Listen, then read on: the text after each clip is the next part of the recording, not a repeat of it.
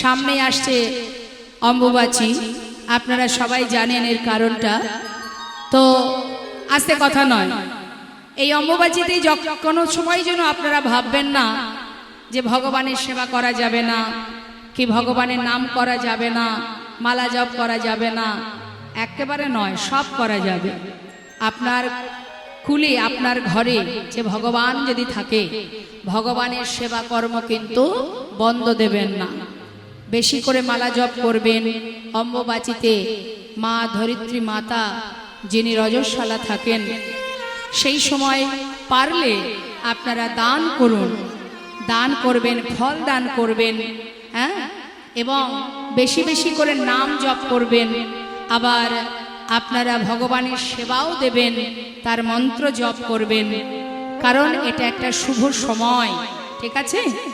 আর সেই সাথে আপনাদের করণীয়টা কি, যে ধরিত্রী মাতার বক্ষের উপরে আমাদের জীবন যাপন আমরা করছি, সেই মাতায় যেন এতটুকু কষ্ট না হয়, যার কারণে কৃষিকর্ম থেকে শুরু করে আপনারা ঘরোয়া কোনো কাজ মাটির উপরে করতে হবে এমন কোনো কাজ কিন্তু আপনারা করবেন না, কেমন। এবং এই সময়ের মধ্যে কেউ 3 দিন এই নিয়মটাকে পালন করে বা কেউ 1 দিন পালন করে। যে যেদিন পালন করবেন সেদিন আগুনে, মাটিতে উনানে রন্ধন করে এইভাবে আগুনে কখনো কিছু গরম সেবা করবেন না। যেদিন পালবেন, যেদিন নিয়মটা পালবেন, সেদিন সেইভাবে নিয়ম পালবেন। কিন্তু মাথায় রাখবেন, রাধা মাধবের সেবা, ভগবানের সেবা বা গুরু পূজা, এগুলো কিন্তু যেন বন্ধ না থাকে, ঠিক আছে। এগুলো আরো বরং বেশি বেশি করে করবেন। সেই দিনই কিন্তু আরো বেশি করে করা উচিত, কারণ দিনটা আমাদের সবার ক্ষেত্রে শুভ এবং আনন্দের দিন। হ্যাঁ, জয় রাধে রাধে। বলে দিলাম আপনাদেরকে, ভগবানের সেবা থেকে বঞ্চিত হবেন না, কারণ ভগবানের সেবার জন্য না আছে কোনো নিয়ম, না আছে কোনো বাধা নিষেধ।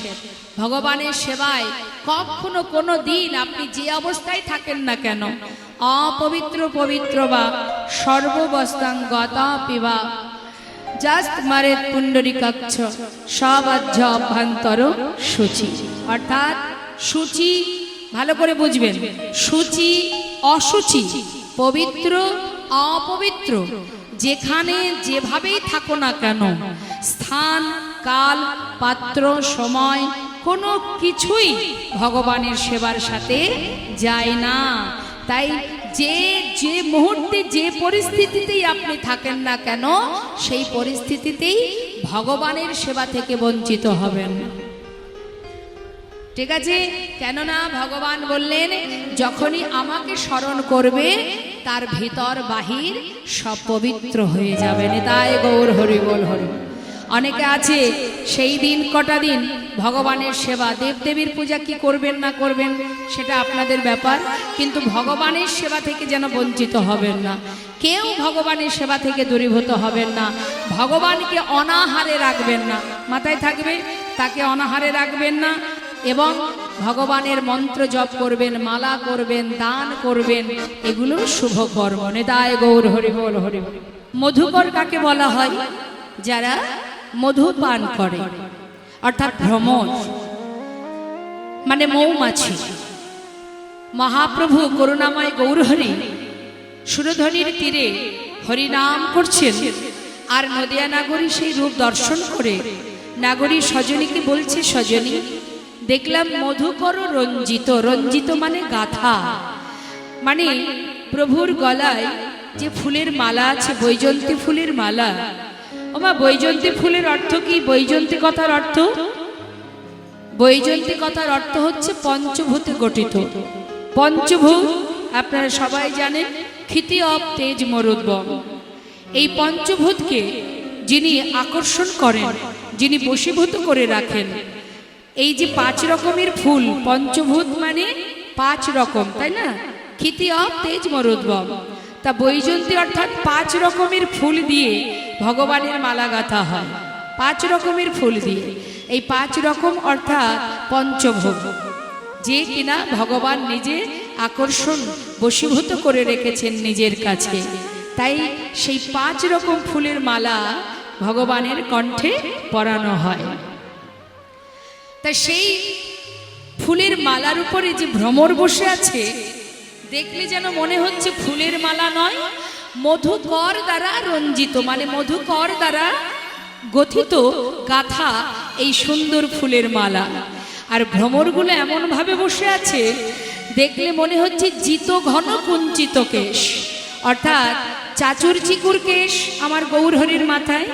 চাচুর চিকুর কুঞ্চিত মানে কোচকানো, হ্যাঁ কোচকানো যে চুল, এমন ভাবে কোচকানো কালো কুচকুচে চুল, যেটা এই যে ভ্রমর, ভ্রমর কিন্তু গায়ের রং কি, ভ্রমরের গায়ের রং কালো, তা মস্তকের যে কেশ কালো, সেই কালোকে জয় করেছে এই মধুকর। তাই গৌর হরি বল। তাই বলছে জানিস সজনী, আমি দেখলাম যে ওটা ভ্রমর দ্বারা রঞ্জিত, কিন্তু কখন বুঝলাম যে ওটা ফুলের মালা? যখন ভ্রমর এক ফুল থেকে উড়ে আর এক ফুলে গিয়ে বসছে, তখন বুঝলাম যে এটা ভ্রমর দ্বারা রঞ্জিত নয়, মালতী ফুলের মালা। নেতায় গৌর হরি বল, হরি বল। বলছে আমি দেখলাম নদিয়ার পথে, নদিয়ার রাজপথে সুরধনী গঙ্গার তীরে একটা চাঁদের উদয় হয়েছে, শশধর রূপ। শশধর রূপ, শশধর মানে মা, শশধর মানে চাঁদ। বলছে দেখলাম সুরধনীর তীরে একটা চাঁদের উদয় হয়েছে। আকাশের চাঁদ আর ইহ জগতে আমার গৌর চাঁদ, কলির ভাগ্যাকাশে যে চাঁদের উদয় হয়েছে, ইহ জগতের চাঁদের সঙ্গে তার তুলনা হয় না। কি গো মা হয়? ইহ জগতের চাঁদ আর আমার গৌর চাঁদ, দুটো চাঁদেরকে তুলনা করা যায়? ইহ জগতের চাঁদ যখন আকাশে ওঠে, সেই চাঁদের কিরণে জোয়ার আসে, জলে নদীতে জোয়ার আসে, আবার বাবা অন্ধকার দূরীভূত করে, আবার দেখা যায় কি শালুক ফুল ফোটে। শালুক ফুল হয় এদিকে মা, যেটাকে বলা হয় শাপলা ফুল বা কুমুদ ফুল। তাহলে ইহজগতের চাঁদ আকাশে উঠলে অন্ধকার যেমন দূর হয়, নদীতে জোয়ার আসে, আবার শালুক ফুল ফোটে। কিন্তু নদিয়ার ভাগ্যাকাশে, কলির ভাগ্যাকাশে যে গৌর চাঁদের উদয় হয়েছে, তার জন্য আমাদের পৃথিবীর কি ভালো হয়েছে। শাস্ত্রে বললেন নদীর ভাগ্যাকাশে, কলিযুগের ভাগ্যাকাশে যে চাঁদের উদয় হয়েছে, এই চাঁদের কিরণে জীবের হৃদয়ে কৃষ্ণ প্রেমের জোয়ার এনে দিয়েছে। তাই তো আজ এখানেই তার প্রমাণ। আবল বৃদ্ধ বনিতা আমরা সবাই একাকার হয়ে গেছি, এখানেই তার প্রমাণ যে কৃষ্ণ প্রেমের জোয়ার উঠেছে বলেই আজ আপনারা এত রাত্রি পর্যন্ত, কত দূর দূরান্ত থেকে এসেছেন আপনারা, সবাই সেখানে হরিকথা কৃষ্ণ কথা শ্রবণ করছেন। কৃষ্ণ প্রেমের জোয়ার যদি হৃদয়ে না লাগে, তাহলে কেউ কি আর এখানে ঘন্টার পর ঘন্টা বসে থাকতে পারে মা? কখনো নয়। আজ আপনারা সবাই বসে আছেন, হরি নামে প্রেমে নিজেকে ভাসিয়ে দিয়েছেন সেই প্রেমের জোয়ারে। তাই তো আজ আবল বৃদ্ধ বনিতা একাকার হয়ে গেছে। এটা আমার গৌর হরির কৃপায় কলির ভাগ্যাকাশে উদয় হয়েছে বলে। আরো একটি কারণ কি না, বলেন ইহজগতে চাঁদের কিরণে যে শালুক ফুল ফোটে, সেই ফুল কিন্তু ভগবানের সেবায় লাগে না। লাগে মা? গোবিন্দ সেবায় লাগে। কিন্তু কলিযুগে পাপে আচ্ছন্ন জগতের জীব, শাস্ত্রে বললেন ঘোর কলিযুগে পাপে আচ্ছন্ন হইয়া ব্যভিচারী হইবে জীব মায়া মোহে পড়িয়া। শোনো হে নারদ, আমি সেই জীব উদ্ধারিতে অবতীর্ণ হইব আমি আপনি নদিয়াতে। অর্থাৎ করুণাময় গৌর হরি আসার কারণে আমাদের কলিযুগের পাষণ্ড জীব যারা, পতিত জীব যারা, তাদেরকে ফুল ফুটিয়েছে, তাদেরকে ফুটিয়ে তুলেছে কৃষ্ণ সেবায় লাগাবে বলে। তার বড় প্রমাণ জগাই মাধায়। জগাই মাধার মতো শালুক ফুল ফুটিয়েছে গৌর হরি, আর সেই শালুক ফুল ফুটিয়েছে শুধু তাই নয়, তাকে ভগবানের সেবায়ও লাগিয়েছে। নেতায় গৌর হরি বল। এই রকম কলিযুগে শাস্ত্রে বললেন, কলিযুগে যত জীব যত পাপই করুক না কেন, একবার হরি নামে কৃষ্ণ নামে যত পাপ হরে, জীবের সাধ্য নাই জীব তত পাপ করে। জীব যখনই হরি বল বলেছে, কৃষ্ণ নাম করেছে, তখনই তাদের পাপ থেকে মুক্তি লাভ করে ভগবানের সেবায় লেগে গেছে। হরি বল, এটা হলো আমার গৌর হরির কৃপায়। তাই বলছে যে আরো একটি কারণ আছে, ইহজগতের আকাশের চাঁদ উঠলে সেই চাঁদের কিরণে অন্ধকার দূর হলেও, পৃথিবীর অন্ধকার দূর হলেও সব জায়গার অন্ধকার কিন্তু দূর হয় না। কোথায় কোথায় হয় না? এক, মনে; দুই, বনে; তিন, ঘরের কোণে। এই তিনটে জায়গায় ইহজগতের চাঁদের কিরণ যেতে পারে না। তাহলে শাস্ত্রে বললেন, আকাশে চাঁদ উঠেছে, তাতে যদি তিনটে জায়গায় যেতে না পারে ইহজগতের চাঁদ, কিন্তু গৌর চাঁদ কি যেতে পেরেছে? বললে হ্যাঁ। যদি কোনো ভাগ্যবান ভাগ্যবতী আপন আপন গুরু চরণ শরণ করে, যদি গৌর চরণে আত্ম নিবেদন করে, যদি বলে গৌর হরি আজ হতে তুমি আমার আর আমি তোমার, এমন ভাগ্যবান ভাগ্যবতী যদি থেকে থাকে, যদি হৃদয় আকাশে গৌর চাঁদের উদয় করাতে পারে। শাস্ত্রে বললেন, নদিয়া নাগরী কি বললেন মা? বললেন, নিন্দিত হাটুকু কান্তি কলেবর, গরবিত মার কুমারং। অর্থাৎ মার কুমারং মানে কামদেব। কামদেবের যে বাণ ছিল না, মানে তার পিতা দিয়েছিলেন, ব্রহ্মার মানসপুত্র ছিলেন কামদেব। কামদেবের যে 5টি বাণ ছিল, এর মধ্যে শ্রেষ্ঠ বাণ হচ্ছে মদন বাণ। এখন কামদেবের দেখতে খুব সুন্দর ছিল গো মা, খুব সুন্দর দেখতে বলে কামদেবের পিতা তাকে বিবাহ দেয়, যে তোমার বয়স সময় হয়েছে বিবাহ করার। তাই বিবাহ দিয়েছিল কার সঙ্গে? কামদেবের স্ত্রীকে, রতি, তার সাথে বিবাহ দেয়। বিবাহ যখন হলো মা, বিবাহের পর ব্রহ্মা বললেন, শোনো, তোমার বিবাহ হয়েছে, এবার নিজের মতো নিজের সংসার ধর্ম করো, কাজকর্ম করো, দেখাশোনা করো, নিজের মতো নিজের সংসারকে রক্ষা করো। যেই না বলেছে তখন কামদেব বলছে, পিতা এ কেমন কথা, বিয়ে দিতে না দিতেই আমায় আলাদা করে দিলে, আমি কি করে খাবো, কি করে চলবে আমার, কিছু তো একটা পথ বলে দাও, কি করব? তখন ওই ব্রহ্মা তাকে ফুলধনু দিয়েছিলেন মা, আর 5টি বাণ ছিল তা। এই বাণ দিলেন ফুলধনু, তুন দিয়ে বললেন যে অক্ষয় তুন, অক্ষয় তুন আর ফুলধনু মানে ধনু, আর দিয়েছে 5টি বাণ। বললেন, এই বাণ নিয়ে তুমি যাকে নিক্ষেপ করবে, যে মনোভাব নিয়ে নিক্ষেপ করবে, সেই মনোভাব, সেই মনোবাঞ্ছা তোমার পূর্ণ হয়ে যাবে। অর্থাৎ তোমার কোনোদিন অভাব থাকবে না। তুমি যে মন নিয়ে বাণ নিক্ষেপ করবে, সেটাই তুমি পরিপূর্ণভাবে পাবে।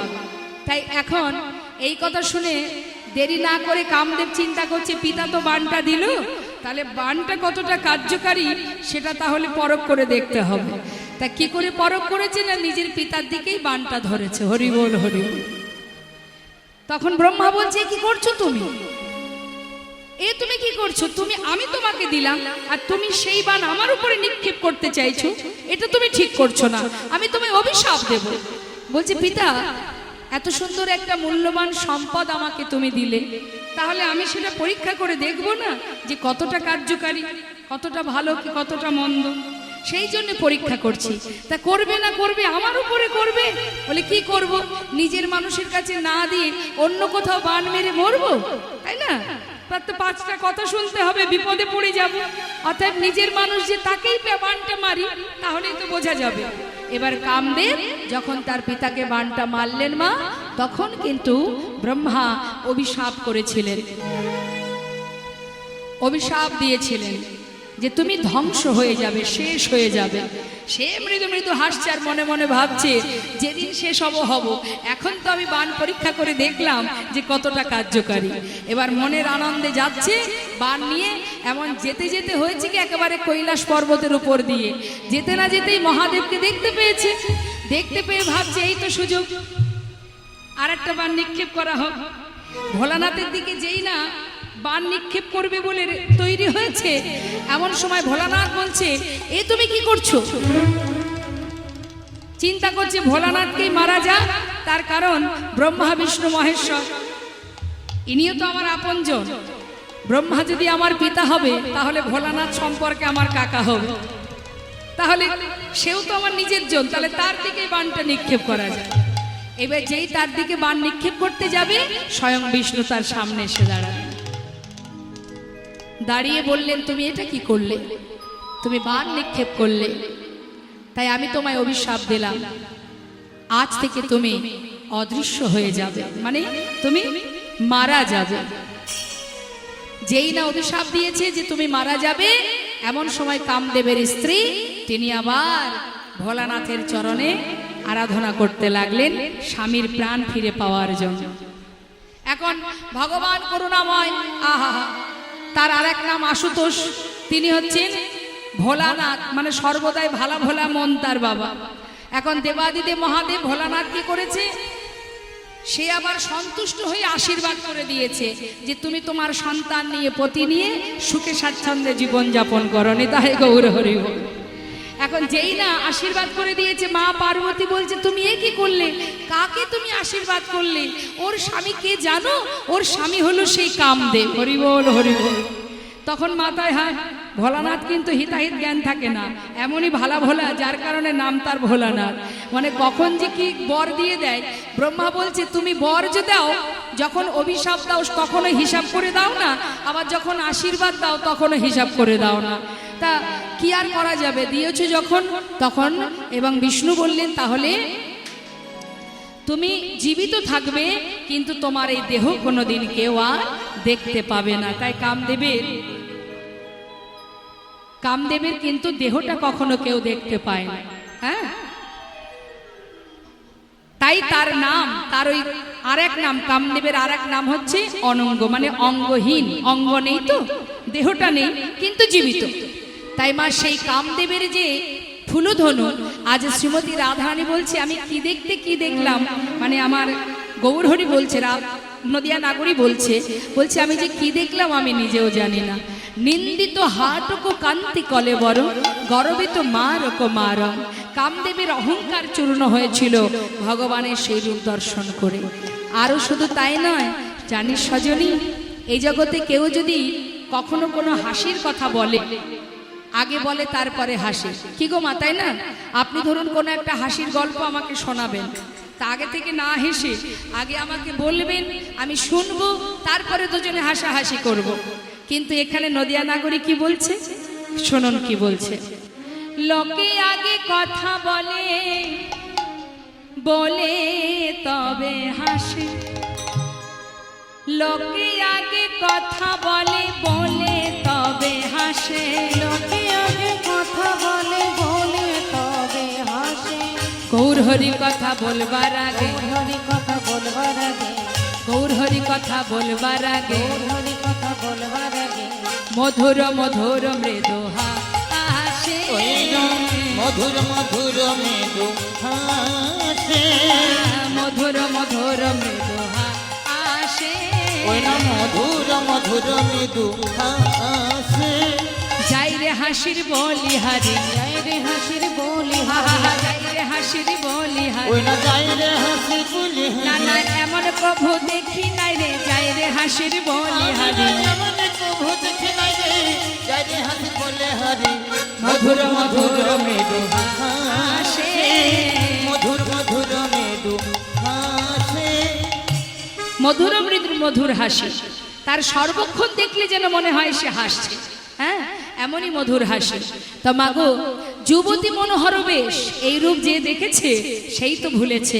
শুধু আমার আপনার মতো সাধারণ মানুষ নয়, আমার আপনার মতো সাধারণ মানুষ নয়, কত রাজরাজারা ভুলেছে। যেমন সম্রাট আকবর, সম্রাট আকবর তিনি গৌরূপ দর্শন করে তিনি এত সুন্দর পদাবলী লিখেছিলেন বাবা, জিও জিও মেরা মন চোরা গোরা, আপ হি নাচ তো আপন রসে ভরা, ওই ছন প্রভু কো যাই বলি হারি, সম্রাট আকবর তেরা প্রেম ভিখারি। আমরা জাত নিয়ে মারামারি করি না মা, কিন্তু ভগবানকে যারা ভালোবাসে তাদের কোনো জাত থাকে না, তাদের একটাই পরিচয়, তারা ভগবানের দাস, এটাই তাদের পরিচয়। বলছে জিও জিও জয় হোক যে আমার মনকে চুরি করেছে, মান চোরা গোরা, আপ হি নাচো তো আপন রসে ভরা, ওই ছন প্রভু কো যাই বলি হারি, সম্রাট আকবর তেরা প্রেম ও ভিখারি। হ্যাঁ, শুধু তাই নয়, শুধু আকবরের কথা কেন বলবো, চাঁদ কাজী নজরুল ইসলাম, এই যে কাজী নজরুল ইসলামের একটি গান আমার মনে পড়ে গেল, একটু আমরা মন দিয়ে শুনবো। কাজী নজরুল ইসলামের অনেক গান আপনারা শুনেছেন মা, অনেক গান, সখী শেহরি কেমন বল, তাই না, আরো আপনারা অনেক অনেক গান শুনেছেন। তা কাজী নজরুল ইসলাম বিধর্মী হয়েও বিদ্রোহী কবি, কিন্তু সে ভগবানকে নিয়ে কত সুন্দর সুন্দর গান বেঁধে গেছে।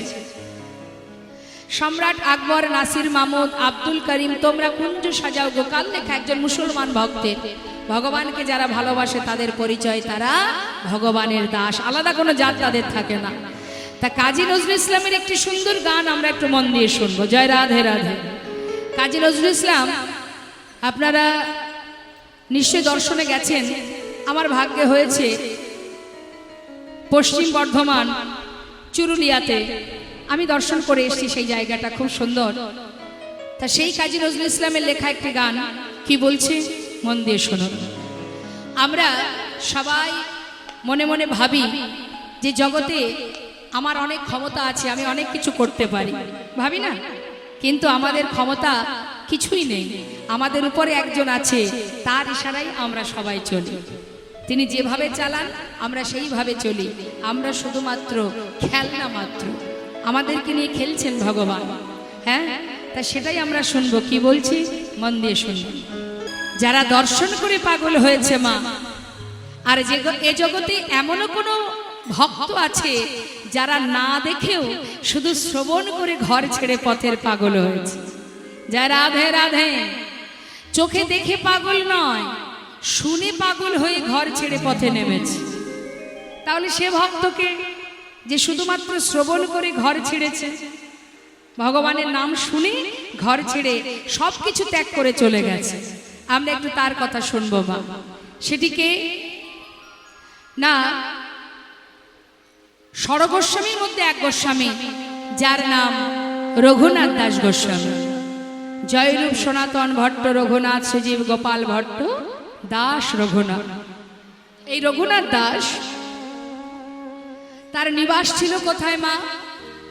যদি আপনারা বর্ধমান থেকে কৃষ্ণনগরের দিকে যান, একটা স্টেশন পড়ে, বর্ধমান জেলা থেকে আপনি কৃষ্ণনগরের দিকে যাবেন, নদিয়া জেলার দিকে যাবেন, ব্যান্ডেল নৈহাটির ঠিক মাঝখানে একটা স্টেশন আছে, যার নাম হচ্ছে বাবা আদি সপ্তগ্রাম। অনেকেই জানেন ওই আদি সপ্তগ্রামের মস্ত বড় জমিদার, যার একমাত্র পুত্রের নাম হলো এই রঘুনাথ দাস। এখন জমিদারি রক্ষা করার জন্য ভগবান একটা পুত্র সন্তান দিয়েছে বলে বাবা তার মনে বড় আনন্দ, এত আনন্দ তার মনে যে আমার জমিদারি রক্ষা করার জন্য আমার আর চিন্তা নেই, ভগবান কৃপা করে আমাকে একটা পুত্র সন্তান দিয়েছে।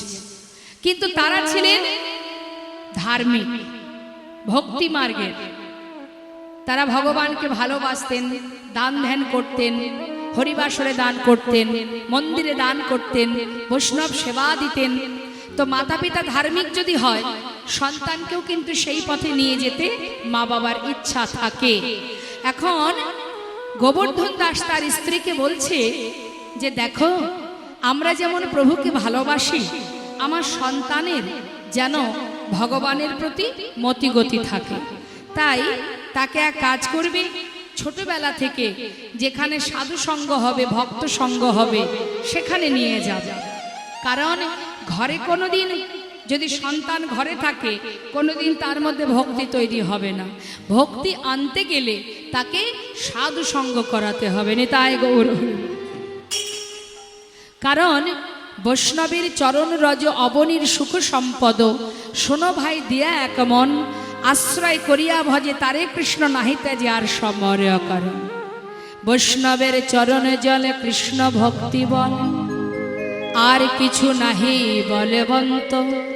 বৈষ্ণবের চরণে রেণু মস্তকের ভূষণ বেনু, আর নাহি ভূষণের অন্ত। আর নাহি ভূষণের অন্ত। তাই যাও, যেখানে সাধু সঙ্গ হবে, ভক্তগণ আসবে, কৃষ্ণ কথা শ্রবণ করবে, সেখানে সন্তানকে নিয়ে যাবে। এখন প্রতিদিন গোবর্ধনের স্ত্রী সন্তানকে নিয়ে যেখানে আপনারা যেমন বসে আছেন, সন্তানদের সাথে করে এনেছেন, তারা বুঝুক বা না বুঝুক, তারা তো শ্রবণ করছে, না বুঝলেও দুঃখ না। এই যে শুনছে মা, শোনারও একটা ক্রিয়া আছে। এইভাবে শুনতে শুনতে একটা দিন দেখবেন সবকিছু ভুলে গেলেও সে কোনোদিন ভগবানের চরণকে ভুলে যাবেন। হ্যাঁ, আপনার সন্তান বড় হয়ে কোনো ব্যারিস্টার হবে না ইঞ্জিনিয়ার হবে না আদৌ চাকরি করবে কি করবে না সেটার গ্যারান্টি আপনিও দিতে পারেন না। কিন্তু যদি ভক্তি রাজ্যে সন্তানকে রাখতে পারেন, ছোটবেলা থেকে যদি ধর্মের মধ্যে তাকে নিয়ে আসতে পারেন, ছেলেটা অমানুষ কখনো হবে না, অন্তত সে মানুষ হবে। তাই মা প্রতিদিন গোবর্ধন দাস তার স্ত্রীকে বলে আর ছেলেটাকে নিয়ে সাধু সঙ্গ করায়। এইভাবে সাধু সঙ্গ করতে করতে এক সময় কি হলো, ছেলেটা মা একটু একটু বুঝতে শিখলো। এখন তার যখন জ্ঞান বুদ্ধি হয়নি, সে কিন্তু মায়ের কোলে বসে থাকে, চারিদিকে তাকায়, সে তো বোঝে না ভগবানের কথা, ভগবানের মহিমা, সে তো বোঝে না। কিন্তু সে কোলে বসে বসে ওই চোখে দেখে যে কেউ কাউকে জড়িয়ে ধরে আলিঙ্গন করছে, কেউ বা ধোলায় গড়াগড়ি দিচ্ছে, কেউ বা আবার কৃষ্ণ কৃষ্ণ বলে কাঁদছে, এগুলো দেখে। আর মনে মনে চিন্তা করে যে এরা কাঁদে কেন, এমন করে সবাই ধোলায় গড়াগড়ি দেয় কেন, মুখে কৃষ্ণ কৃষ্ণ বলে কেন, কে সেই কৃষ্ণ? হরিবল হরিবল। এই প্রশ্ন তার মনের মধ্যে জাগতে শুরু হয়। একটু একটু করে ছেলে যত বড় হচ্ছে, তার মধ্যে সেই প্রশ্ন কিন্তু একটু একটু করে বাড়তে শুরু হলো। যখন একটু জ্ঞান বুদ্ধি হয়েছে, বোঝার মতো শক্তি হয়েছে, তখন সে মনে মনে চিন্তা করছে, বাবা, যে কে সেই মানুষটি যার কথা শ্রবণ করে জগতের জীব পাগল হয়ে যায়? কে সেই মানুষটি যার কথা শ্রবণ করে যোগী মুনি ঋষি যুগ যুগ ধরে তার চরণ পাওয়ার জন্য বসে থাকে? কে সেই মানুষটি যার কথা শ্রবণ করে একে অপরকে জড়িয়ে ধরে কৃষ্ণ কৃষ্ণ বলে চোখের জলে বুক ভাসিয়ে কাঁদে? যাকে চোখে দেখা যায় না, শুধু তার কথা শোনার জন্য সবাই কেন পাগল হয়ে যায়? তবে তাকে দেখা কেন যাবে না? শিশুকাল থেকে শুধু শুনেই গেলাম, কিন্তু একবার চোখে দেখতে পেলাম না। ছেলে আমার ভক্তি জগতে তাকে প্রবেশ করাতে গিয়ে ছেলে শিশুকাল থেকে কৃষ্ণ কথা শুনতে শুনতে পরিপূর্ণ যৌবন বয়স যখন তার পথের পাগল হয়ে গেল, পথে পথে কৃষ্ণ কৃষ্ণ কৃষ্ণ কৃষ্ণ, দেখা দাও দেখা দাও। গোবর্ধন দাস চিন্তায় পড়ে গেল, মা কি সর্বনাশ! সন্তানকে ভক্তি জগতে আনতে গিয়ে ছেলে তো পথের পাগল হয়ে গেল, এখন করবোটা কি আমি? উপায় কি আমার? গ্রামের গণ্যমান্য ব্যক্তিকে ডেকে তো তাদের কাছ থেকে পরামর্শ চাইলেন, তোমরা আমাকে বলে দাও কোন উপায়ে সন্তানকে আমি ঘরে বেঁধে রাখবো, আমাকে পথ বলে দাও। সবাই বললেন, তোমার সন্তানের যে অবস্থা, যে পথে তোমার সন্তান এগিয়ে গেছে, তাকে বেঁধে রাখার মতো আর কোনো রাস্তা নেই। তবে একটা শেষ চেষ্টা করে দেখতে পারো, যদি তাকে সুকন্যার সঙ্গে বিবাহ দিতে পারো, অনেক সময় বিবাহ বন্ধনে আবদ্ধ হলে ঘর ছেড়ে নাও যেতে পারে। এই কথা মতো দেরি না করে গোবর্ধন দাস এক সুকন্যার সন্ধান করে শুভ দিন দেখে বিবাহ সম্পন্ন করলেন। সন্তানকে বিবাহ দিলেন কেন? নিজের প্রয়োজনে রাখবার জন্য, জমিদারি রক্ষা করবে কে? সন্তানকে ঘরে বেঁধে রাখার জন্য বিবাহ দিল। বিবাহের পরের দিন বৌমাকে নিয়ে, ছেলেকে নিয়ে ঘরে ফিরে এলো। ওমা, বিবাহের পরের দিনটাকে কি বলা হয়? কি বলে? কাল রাত্রি। এই নিয়মটা আছে আপনাদের এদিকে? বেশ, সেই কাল রাত্রিতে শ্বশুর মশাই বৌমাকে ডাকছে, মা তোমাকে আমার ঘরের পুত্রবধূ করে এনেছি। কেন জানো? শিশুকাল থেকে আমার সন্তান এমন একজনের কথা শুনেছে, যার কথা শুনতে শুনতে আজ আমার ছেলে পথের পাগল হয়ে গেছে।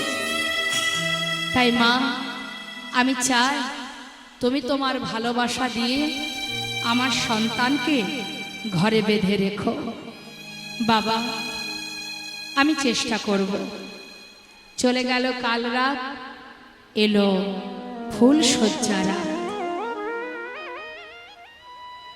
ফুলশয্যা রাত্রে বসে রঘুনাথ দাস চোখের জলে বুক ভাসিয়ে কাঁদছে।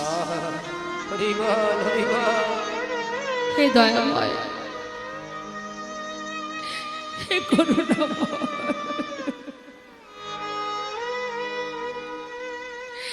তুমি কোন পরীক্ষায় আমায় ফেলেছো? শিশুকাল থেকে শুধু তোমার কথা শুনেছি দয়াময়, তোমার মহিমা, তোমার রূপের কথা, গুণের কথা শুনতে শুনতে আজ আমি এত বড় হয়েছি। আমার মনে বাসনা প্রভু, আমি তোমার সেই রূপ একবার সাক্ষাৎ দর্শন করতে চাই। হে দয়াময়, এমন কঠিন পরীক্ষায় তুমি আমায় ফেলেছ, আজ আমি তোমার চরণ স্মরণ করে জানাই দয়াময়, যত কঠিন পরীক্ষাই করো না কেন, সকল পরীক্ষাকে অতিক্রম করে আমি একদিন তোমার কাছে পৌঁছাবই পৌঁছাবো। রঘুনাথ দাস কাঁদছে বাবা ফুলশয্যা ঘরে বসে। রঘুনাথ দাসের স্ত্রী সরজু বলছে, স্বামী, আজকের আনন্দের দিনে তোমার চোখে জল কেন? তুমি কাঁদছো কেন?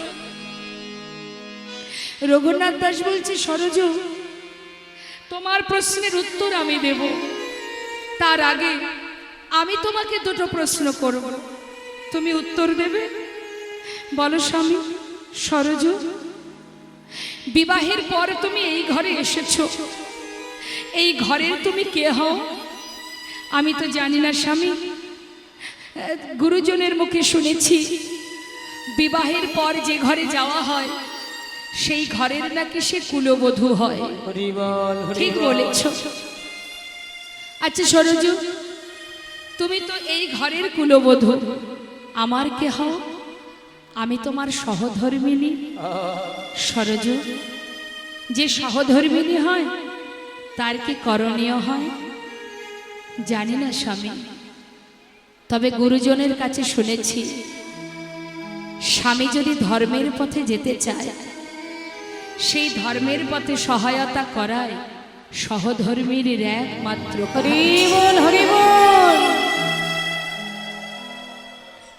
রঘুনাথ দাস বলছি, সরজু, ঠিকই বলেছ তুমি,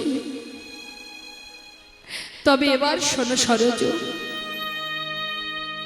কেন আমি কাঁদছি জানো?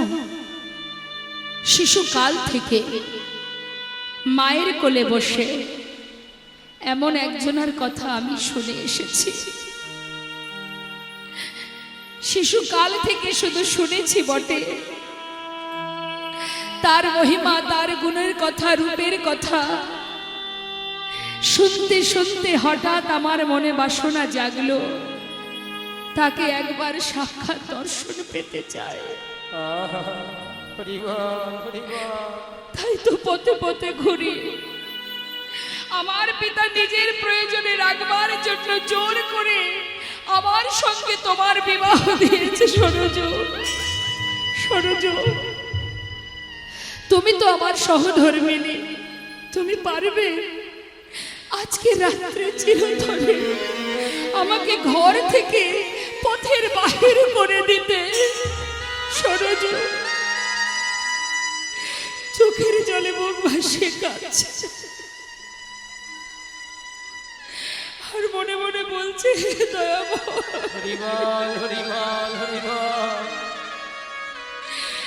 এই কোন কঠিন পরীক্ষায় তুমি আমায় ফেলেছ। একদিকে শ্বশুরের বাক্য যে তুমি তোমার ভালোবাসা দিয়ে আমার সন্তানকে বেঁধে রেখো, একদিকে স্বামীর বাক্য চিরতরে আমায় বিদায় দিয়ে দাও। কি করব আমি? কি করা উচিত আমার? আমি কি করব? ফুলশয্যা ঘরে বসে কাঁদছে মা। হঠাৎ মনে মনে চিন্তা করলেন, জগতে সবার কথা অমান্য করা যায়, শ্বশুরের বাক্য অমান্য করা যায়, কিন্তু স্বামীর বাক্য লঙ্ঘন করা যায় না। স্বামী, আমার হাত ধরো, তোমাকে বিদায় দিয়ে আসি। স্বামীর হাত ধরে চিরতরে ঘর থেকে বাহির করে দিয়েছিলেন। আর ছুটতে ছুটতে মহাপ্রভুর কাছে গিয়ে পৌঁছালেন। মহাপ্রভু বললেন, এসো রঘুনাথ দাস, যে ভক্তি ভালোবাসা নিয়ে আমার কাছে এসেছো, এই ভক্তি ভালোবাসা নিয়ে তুমি বৃন্দাবনে চলে যাও। আমি বলছি আর একটি শ্লোক তুমি ভালো করে শুনে নাও। ত্রিনাদপি শুনেছেন তরুরীব সহিষ্ণনা অমানিন মানদেন কীর্তনীয় সদা হরি। এই শ্লোকটি যদি গলার মালা করতে পারো, অতি তাড়াতাড়ি তুমি গোবিন্দ চরণ লাভ করবে। মহাপ্রভুর কৃপায় সেই ষড়গোস্বামীর এক গোস্বামী চলে গিয়েছিলেন বৃন্দাবনে এবং সেখানে গিয়ে ভগবানের দর্শন পেয়েছিলেন।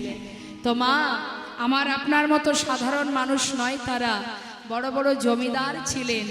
জীবনের কি ছিল কি না ছিল তাদের সব কিছুকে তুচ্ছ করে একটা ছিন্ন বসন পরে জনমের মতো বৃন্দাবনে চলে যায়। তাই আজ বৈষ্ণব মহাজন বললেন, শুধুমাত্র চোখে দেখে নয়, না দেখে শ্রবণ করে জগতের যে পথের পাগল হয়।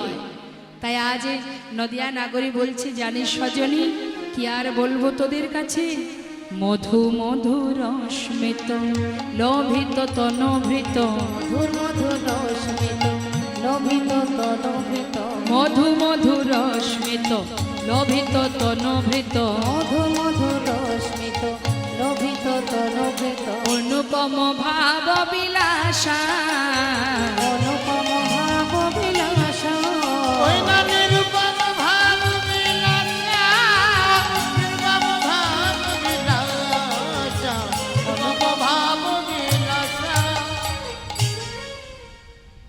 আজ মহাজন এই লীলার শেষে দাঁড়িয়ে পদাবলীর শেষে তিনি দীনতা প্রকাশ করছে। এ রাধা মহান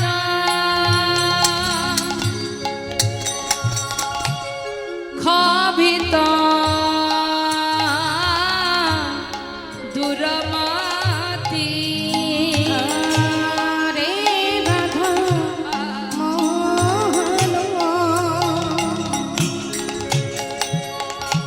ক্ষোভিত দুরমতি, মহানাম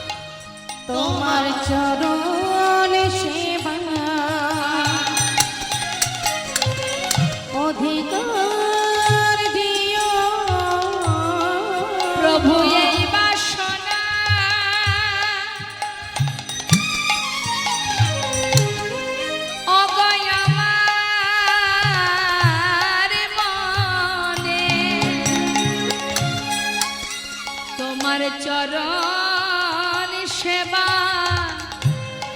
অধিকার দিয়া প্রভু এই মৌসুম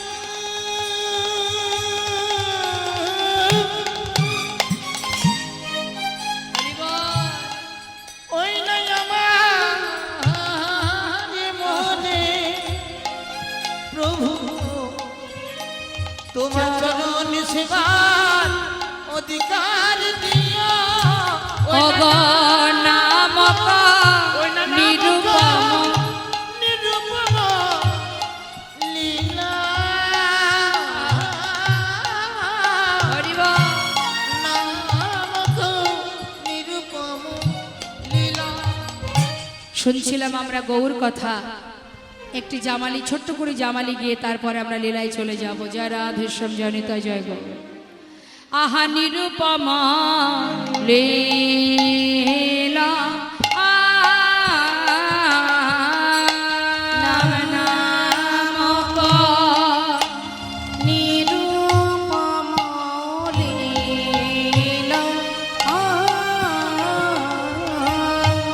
নামক নিরূপম লীলা। নামক নিরূপম লীলা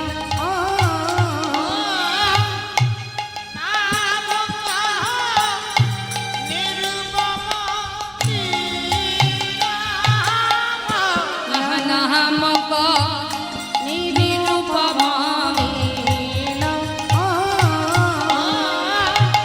নামক হরিব নিরূপম লীলা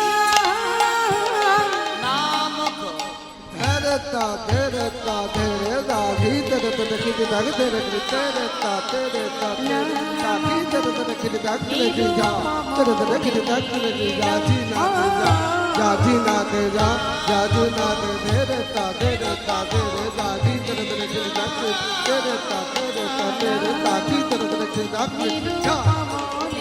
gita, jina, teja, jina, teja, jina.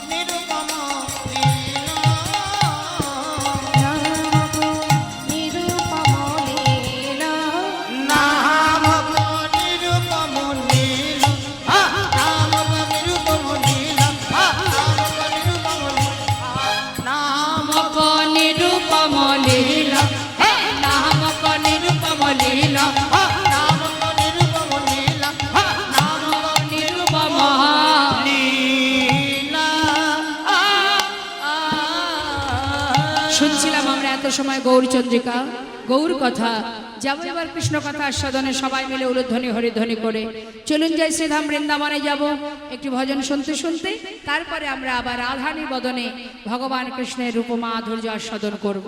জয় রাধে রাধে শ্যাম জয় রাধে। তাই যাবো সবাই বৃন্দাবনে। কে কে গেছেন বৃন্দাবনে একবার দেখি একটু হাত তুলে দেখাবে।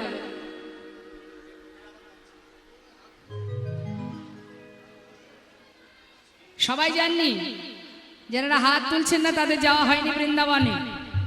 চলুন আর যাবো আমরা, হ্যাঁ সবাই একসঙ্গে যাব। আমাদের দেহটা এখানে থাকবে, মনটা নিয়ে চলে যাব বৃন্দাবন। সবাই মিলে উলুধ্বনি হরিধ্বনি করে জয় রাধে রাধে।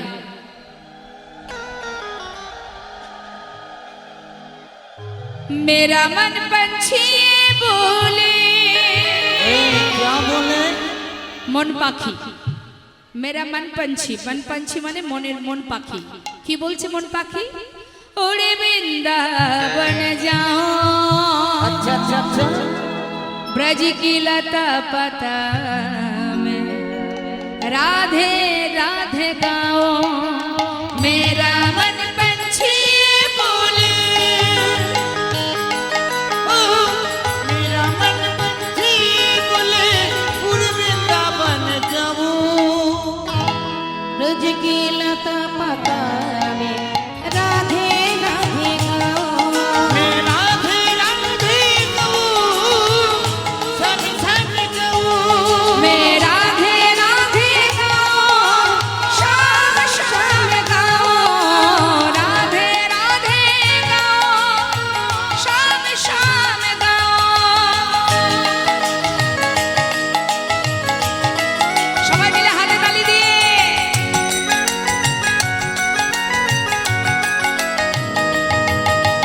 রাধে।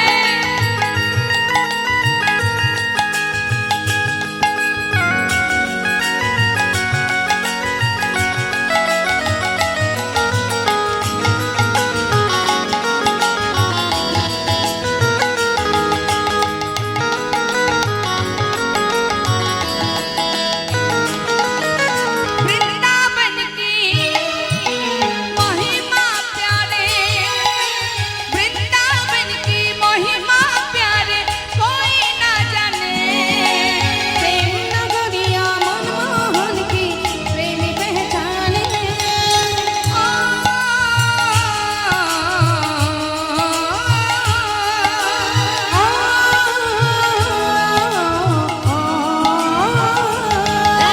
वृंदावन में मुहिम प्यारी कोई न जाने।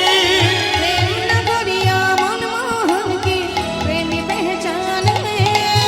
ब्रज गलियों में, ब्रज गलियों में घूम घूम के, ब्रज गलियों में झूम झूम के। मन की तपन बुझाओ। अच्छा। ब्रज की लता पता में राधे राधे गाओ। राधे राधे गाऊं, संग संग गाऊं। राधे राधे गाओ, शाम शाम गाओ।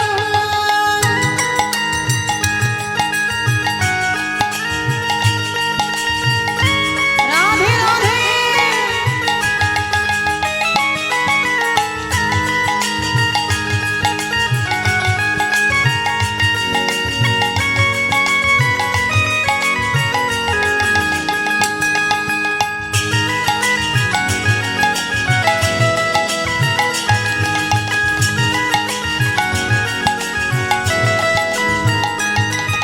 निधुबन जी में, निधुबन जी में जहाँ कन्हैया रास रचाते हैं। ध्वनि अपनी बांसुरियां बजाते हैं। ओ,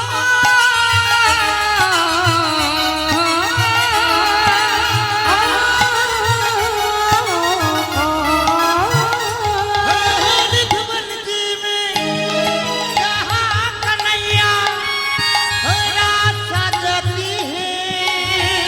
ध्वनि अपनी बांसुरियां बजाते हैं। राधा संग नाचे सावरिया,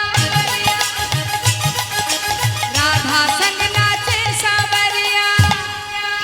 दर्शन करके आओ। ब्रज की लता पता में